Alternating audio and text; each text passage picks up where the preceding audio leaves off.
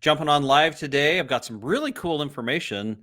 Some stuff has changed in the mortgage and real estate market, and it might just affect you or someone you care about, or actually someone you don't care about, too, for that matter. So here's what we're going to cover. I'm going to go over where interest rates are at today. We've had a really good day on the market. And then I'm going to break down the massive explosion of what are called non-QM loans. Now, a little bit of technical jargon there, but who cares? If you're self-employed, if you work gigs, a real estate investor and whatnot, then there's a whole new market segment that is designed just for you, or again, someone you care about or don't care about. So, the whole thing about needing tax returns potentially and all of that to buy a home, some of that's going out the window, but it's not what you think. So let's jump right into it. Hope you guys are having a great day today. And even though it is cold and we are entering the winter season, honestly, sometimes when it gets this cold, I always look at my wife and we think, man, is there any reason we shouldn't move to St. George or Phoenix or something like that? So, of course, then we hit April and May when it's absolutely beautiful along the Wasatch Front. Like, oh, yeah, this is why we live here. So, anyway, always have to remember that, especially when that cold, icy wind from the north is blowing. But let's just jump right into it today. So, interest rates, let me show you something. Might get just a little bit technical, but who cares, right? All right, so this little sheet right here. This is anybody can go to this website. It's called mortgagenewsdaily.com, and they post up to, up to the hour data on what's happening in the mortgage market, in addition to showing average interest rates for the day and their changes overall, based on yesterday's data. They also show what we call MBS, or mortgage-backed security data. So anyway, we're going to get to this really, really quickly for you, so it's not too technical. But here's the thing. When this number goes up, where'd it go? Let's try that again. MBS. There we go. When this number goes up, that means rates are going down. I know that sounds counterintuitive. That's okay. Let me just show you how it works. So it always disappears on me. There we go. So this number right here, 0.19, this just represents the cost of a loan, the cost of a rate, really. So if you took a rate yesterday, then the same rate today would cost 0.19% of the loan amount. So for example, it would be cheaper. It'd be cheaper. So just real quick, this is what that looks like. If you were to borrow $400,000, then that rate on the market would cost you 0.0019, $760 less today than it did yesterday. Okay, that's all that is. It's a simple calculation. You don't have to remember that calculation. Just know that as this number rises, the credit you get for the same rate corresponds to that. So if this was in the red, 0.19, then if you were quoted a rate yesterday, that same rate on that loan amount would cost you $760. If you got the quote yesterday, and now we're giving it today, then that rate would actually give you a credit, or it would be $760 cheaper. So that's why, you can get a rate quote. And when it's out there, if you're out like 30 days and you're getting rate quotes, it's going to change day by day. So this is a 1-day change, just so you know. So that's a $760 swing on a $400,000 loan amount. That's pretty big, really. So, and I've seen these. It's not common, but sometimes I've seen those go as high as 1%, which translates into a full 1% origination fee, right? So anyway, that's all that means, but we track it every single day. And the key is, when you get that house you want and you're under contract, you want to lock on a really good day, because you have no idea what the volatility of the market could do. And I've had people that decide that they don't want to lock and they want to play the market. And when you're inside of a short-term window, like 30 days, then you're going to be really subject to whatever the market does. And if this were to bump, so you can see the changes that it's just made since July. If this were to bump pretty heavily like it does, then you could be left out in the cold, spending a lot more money for your interest rate than you had originally planned on. So anyway, so we always lock. We always want to make sure you're taken care of. All right. So okay, moving on. Moving on to our non-QM. So let's jump. Now, what in the world is, oh, you know what? I totally forgot something. I forgot my cool little bumper. Hold on. See if ah, there we go. Can't believe I forgot my bumper. Anyway, here it is. So let's jump back here. All right, non-QM mortgages. These are mortgages that fall outside of Fannie Mae, Freddie Mac, FHA, conventional VA. Okay, those are all considered conventional style mortgages, but they have parameters set with them that the applicant has to be consistent every single time.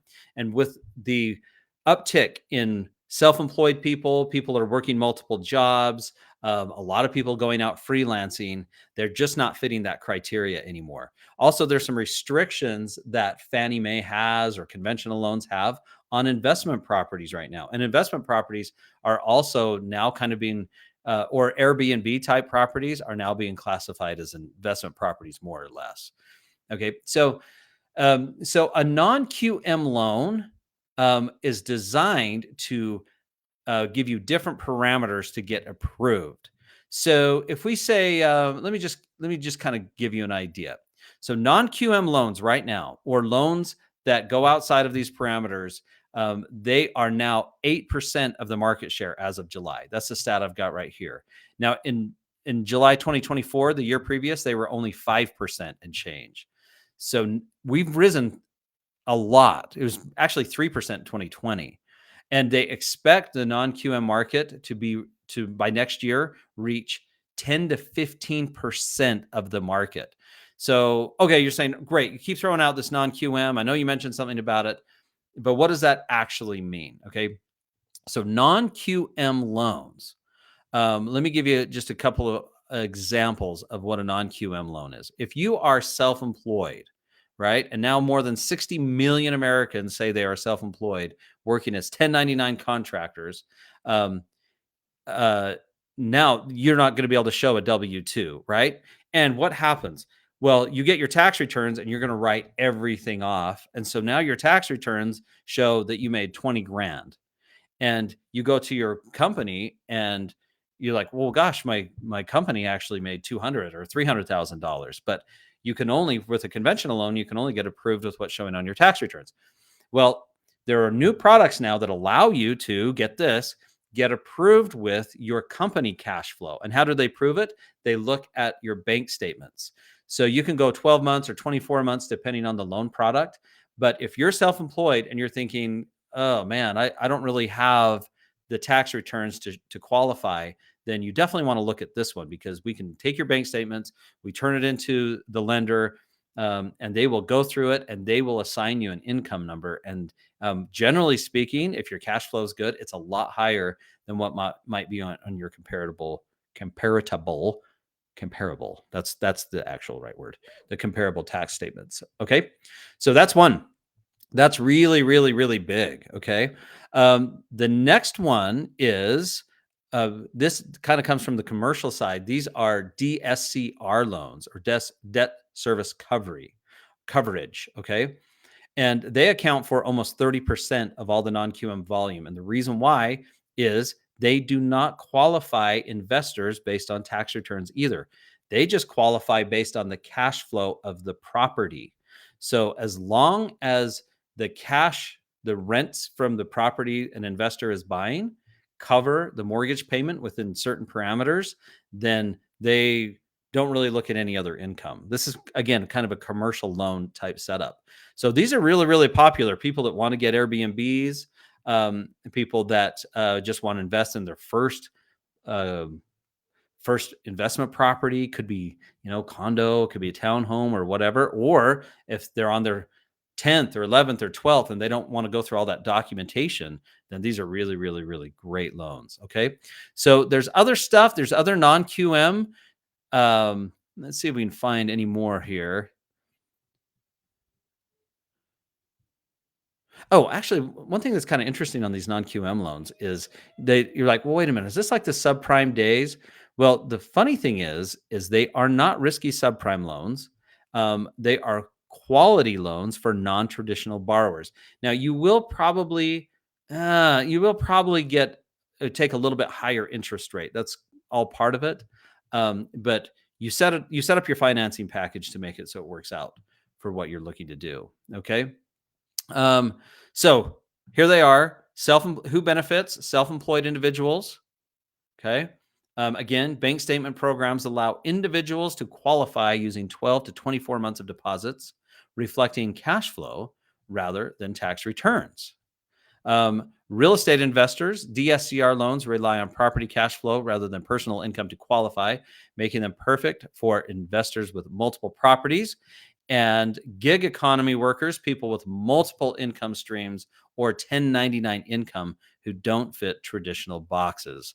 Um, Also, retirees. Retirees may lack monthly earnings despite having substantial savings, and foreign nationals encounter barriers due to the lack of their US based credit histories. If you're recovering from credit events, some lenders offer non QM loans, allowing borrowers to get a mortgage as soon as 1 day after bankruptcy or foreclosure, compared to waiting for periods of 1 to 4 years for qualified mortgages. Okay. So, again, there's always risk and reward. Interest rates could be a little bit higher.